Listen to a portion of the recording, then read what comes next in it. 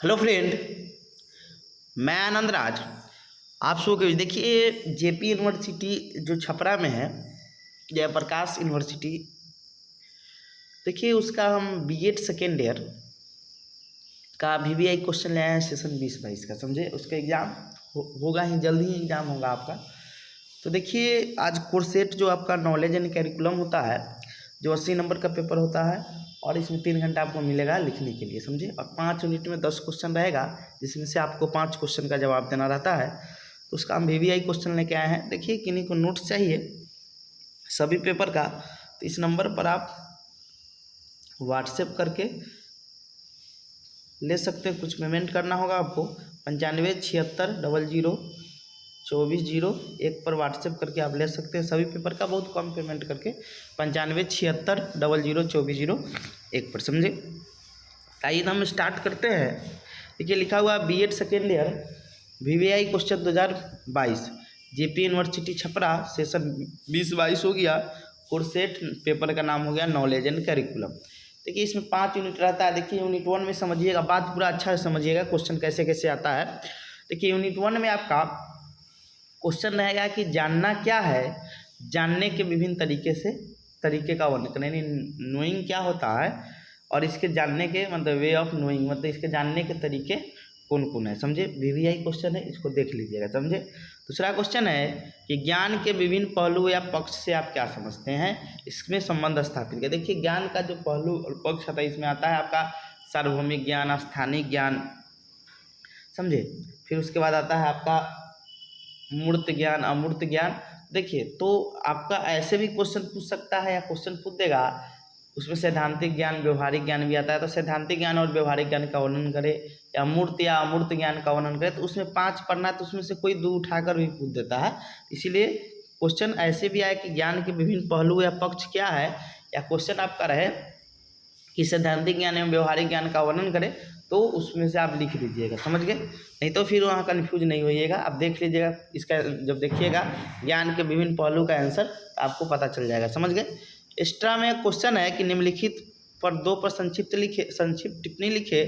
पहला है ज्ञान, दूसरा है सूचना, तीसरा है कौशल, चौथा है विश्वास। इसी किसी 2 पर आपको क्या करना है, संक्षिप्त टिप्पणी लिखना है। ज्ञान के बारे में पढ़ लीजिए। ज्ञान, क्योंकि यूनिट 1 में ज्ञान से रिलेटेड क्वेश्चन रहेगा ही रहेगा, इसलिए ज्ञान और सूचना ये सब देख लीजिएगा। समझे कि क्या बोलते हैं कि जानना क्या है, ये सब देख लीजिएगा। जो क्वेश्चन आपका यूनिट 1 में लाया है, निम्नलिखित पर 2 पर संक्षिप्त टिप्पणी लिखे, ज्ञान और सूचना। और एक चीज़ और आप याद रख लीजिएगा, ज्ञान और सूचना में क्या अंतर है। समझे, ये पूछ देता है ज्ञान और सूचना में क्या अंतर है, तो इसको भी थोड़ा याद कर लीजिएगा। आते हैं हम लोग यूनिट 2 में। यूनिट 2 में क्वेश्चन आपका है कि ज्ञान के संगठन का अर्थ का वर्णन करे। किस प्रकार ज्ञान पाठ्य पुस्तकों को प्रतिबिंबित करता है।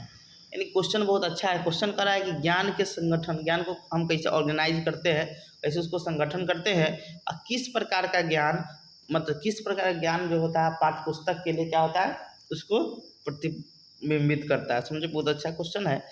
चौथा क्वेश्चन है आपका कि विद्यालयों में ज्ञान पर श्रेणी का चयन, वैधता और आयोजन कौन करता है। यानी विद्यालय में ज्ञान को कौन करता है, कौन ज्ञान अच्छा है, उसको कौन वैधता देता है और कौन आयोजन करता है, एक क्वेश्चन है, बहुत इंपॉर्टेंट है। और एक्स्ट्रा में क्वेश्चन है कि भारत में राष्ट्रीय विद्यालय पाठ्यक्रम में सम्मिलित ज्ञान के रूप का वर्णन करें। यानी किस किस ज्ञान को इसमें सम्मिलित किया गया है, समझे, राष्ट्रीय विद्यालय में। ये भी आपके लिए इंपॉर्टेंट है। इतना क्वेश्चन देख लीजिएगा यूनिट 2 में। समझे, अगला क्वेश्चन है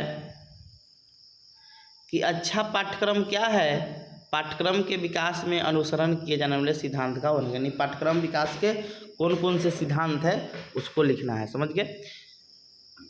छठा क्वेश्चन है पाठ्यपुस्तक का वर्णन करे।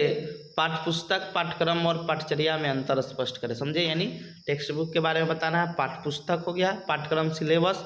ठीक है, पाठ्यक्रम और पाठ्यचर्या जब साथ में देता है तो एक सिलेबस होता है और एक कैरिकुलम होता है। तो ऐसे आपका क्या होता है, कैरिकुलम ही होता है।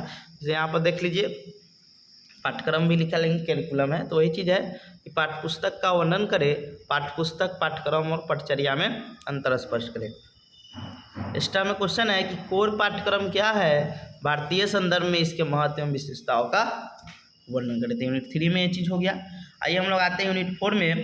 देखिए इसमें क्वेश्चन आता है आपका पाठ्यचर्या के निर्धारक से क्वेश्चन आता है कि सामाजिक, सांस्कृतिक और आर्थिक विविधता किस प्रकार पाठ्यक्रम विकास के निर्धारक के रूप में कार्य करते हैं।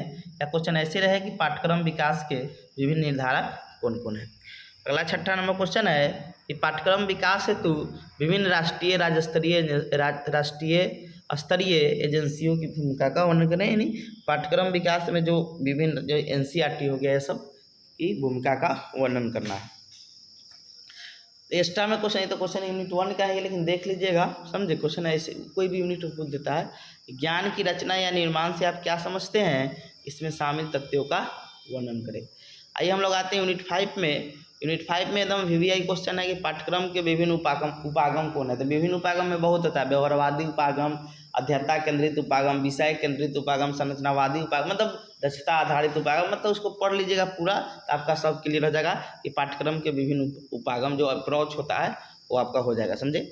अगला क्वेश्चन 10 नंबर है कि पाठ्यचर्या निर्माण प्रक्रिया के महत्वपूर्ण विभिन्न पक्षों या सोपानों का वर्णन करें। बहुत VVI क्वेश्चन है, इसको पढ़ के जाइएगा कि पाठ्यचर्या निर्माण प्रक्रिया के महत्वपूर्ण विभिन्न पक्ष या सोपान।